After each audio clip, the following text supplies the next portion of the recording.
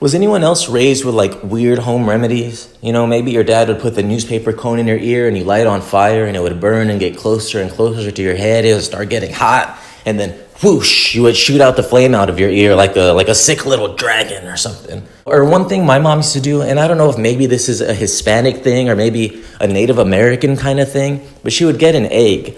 And with that egg, she would make the sign of the cross all over my body. She started on my forehead, sign of the cross, face, neck, arms, torso, down my legs, all the way down to my feet. And she would do the sign of the cross when I was having anxiety attacks as a child. Afterwards, she would crack the egg open and leave it in a clear glass of water overnight. And in the morning, the yolk would either rise to the top or sink to the bottom. And if it rose to the top, that meant someone gave you the evil eye. And so I would wake up, my mom would be like, "Ooh, someone gave you the evil eye, but you must be feeling better, right?" And I'd be like, "Yeah, I do feel better."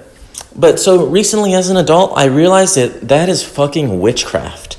My Catholic mom practices witchcraft. Her Catholic mom, I mean, my family is devout Catholics, and they practice witchcraft for generations probably, and that's pretty fucking awesome in my opinion. I mean, as a 31-year-old adult, I practice witchcraft now. My parents sent me to Catholic school, and any free-thinking adult graduates Catholic school and is like, oh my God, that religion is bullshit. So when I realized that my mom was practicing witchcraft as an adult, that blew my mind. And so here I am, 31 years old, and I practice witchcraft now. You know, I like doing spells, I draw sigils. I have all these scars on my arm from where I cut myself to get blood, to make blood spells and blood sigils. And I mean that's so fucking awesome that my mom practiced witchcraft. But anyone else ever have this home remedy done to them? I've never met an adult who will admit to having experienced this, but I can't be the only one. So when I was between 4 and 8 years old, I would get painful constipation. A lot. So one of my parents would go to the kitchen and grab a knife. The other parent would go and grab a bar of soap. I shit you not. They would slice off a little triangle with the knife of the bar of soap. One of my parents would say, "Bend over." They would spread my ass cheeks and plop, piece of soap up the butt. Worked every time, hurt every time, and it made my eyes water every fucking time. You know, like pulling a nose hair out? It was like pulling a nose hair out, but while having something shoved up your asshole. Didn't you guys ever do that? Anyone? No? Fuck. Well, I mean, maybe my parents just didn't want me to grow up to be gay. My mom told me that right when I turned 4, I told my parents, "I'm gay." And my dad got mad. He's kind of homophobic, and he said, "Be quiet. Don't say that. You don't know what that means." And I said, "Yeah, I do. I'm gay." And of course I didn't. I'm 4 years old. You know, when you're a kid, you want to act like you know everything. You think you know everything. But so I don't know. Maybe my parents weren't being homophobic. Maybe they just didn't want me to catch AIDS. You know, I turned 4 in 1993. 88, 89, 90, 91, 92. I turned 4 in 1992. 1992, AIDS was still a pretty big deal. School told you so much about AIDS. And so maybe my parents weren't that homophobic. Maybe they just didn't want me to catch AIDS.